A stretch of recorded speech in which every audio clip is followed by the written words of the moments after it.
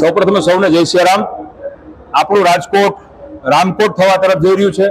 12 વર્ષ પછી પ્રખર રામાયણી પૂજ્ય મોરારી બાપુની રામકથા તારીખ 23મી નવેમ્બરથી તારીખ 1 ડિસેમ્બર સુધી રાજકોટના હાર્દસમાં રેસકોર્સ ગ્રાઉન્ડ ખાતે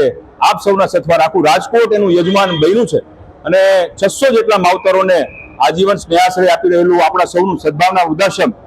એવું ઈચ્છી રહ્યું છે કે સમગ્ર દેશભરમાંથી જે નિરાધાર વડીલો છે, નિસંતાન વડીલો છે, પથારીવશ વડીલો છે, ડાયપર પર વડીલો છે, એવા વડીલો 5000 જેટલા વડીલો માટે 30 એકર જગ્યામાં રામપર જામનગર ખાતે જ્યારે એક નવું પરિસર બન્યું છે તેના લાભાર્થે અને વૃક્ષોના લાભાર્થે, વૃક્ષો અને વડીલોના લાભાર્થે જ્યારે પૂજ્ય મોરારી બાપુએ રામકથા આપી છે ત્યારે આખું રાજકોટ એમાં ધુમાડાબંધ જોડાય અને આપણા સૌનો સહિયારો પ્રકલ્પ આપણે સાથે મળીને સફળ બનાવીએ અને આજે તેના મંગલાચરણ કરવામાં આવ્યા છે। અહીંયા રાજકોટમાં ટ્વિન ટાવર અમીનમાર ખાતે તેના કાર્યાલયનું લોકાર્પણ કરવામાં આવ્યું।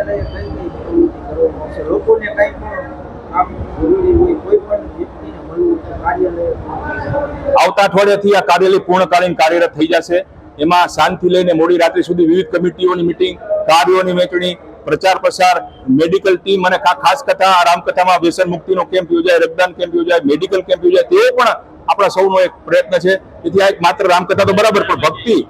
સેવા અને પ્રસાદનો ત્રિવેણી સંગમ બની રહે તેવો આપણો પ્રયત્ન છે।